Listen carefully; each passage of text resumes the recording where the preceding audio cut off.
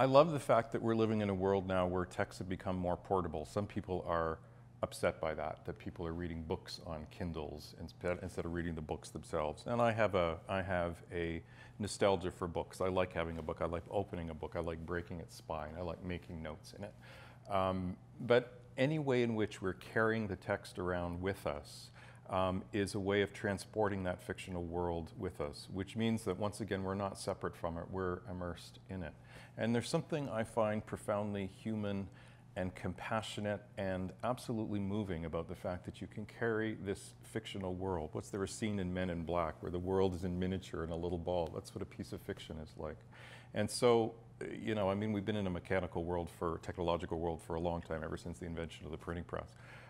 So we're all carrying the world around with us in books in a kind of technological form. But the point is we're carrying around a piece of humanity with us when we do that.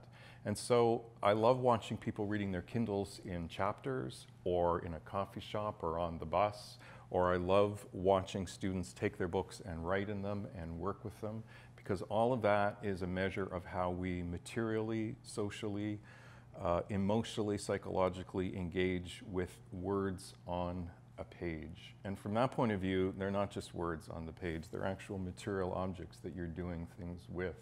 And the emotions that are mobilized, that emerge from that process, become material objects themselves. And when they become material objects in terms of working with texts and thinking with texts and thinking against texts, they become social agents in the world. They're not just words on the page. They're not just invisible emotions.